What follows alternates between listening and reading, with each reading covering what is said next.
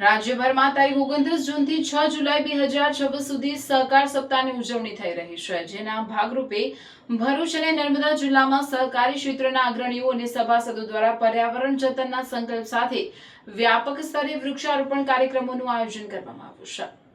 એક પેડ માં કે નામ અભિયાન અંતર્ગત ભરૂચ જિલ્લા સહકારી દૂધ ઉત્પાદક સંઘ લિમિટેડ દૂધધારા ડેરી ભરૂચના પટાંગણમાં એક કાર્યક્રમ યોજાયો, જેમાં જાપાનની આધુનિક અને પ્રખ્યાત મિયાવાકી પદ્ધતિનો ઉપયોગ કરીને 2000 જેટલા વૃક્ષોનું સફળતાપૂર્વક રોપણ કરવામાં આવ્યું।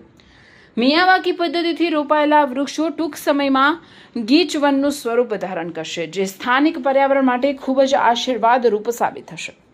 આ ઉજવણી અંતર્ગત માત્ર મુખ્ય મથક જ નહીં, પરંતુ ભરૂચ અને નર્મદા જિલ્લાના ગ્રામ્ય વિસ્તારોમાં કાર્યરત તમામ પ્રાથમિક દૂધ ઉત્પાદક સહકારી મંડળીઓ પણ ઉત્સાહભેર જોડાઈ હતી।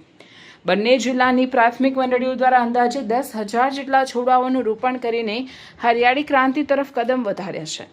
આ ઉપરાંત ભરૂચ જિલ્લાની તમામ એપીએમસી, તાલુકા અને જિલ્લા ખરીદ વેચાણ સંઘો તેમજ વિવિધ સેવા સહકારી મંડળીઓના પટાંગણમાં પણ હોદ્દેદારો, કર્મચારીઓ અને ખેડૂત સભાસદો દ્વારા બહોળા પ્રમાણમાં વૃક્ષારોપણ કરવામાં આવ્યું હતું।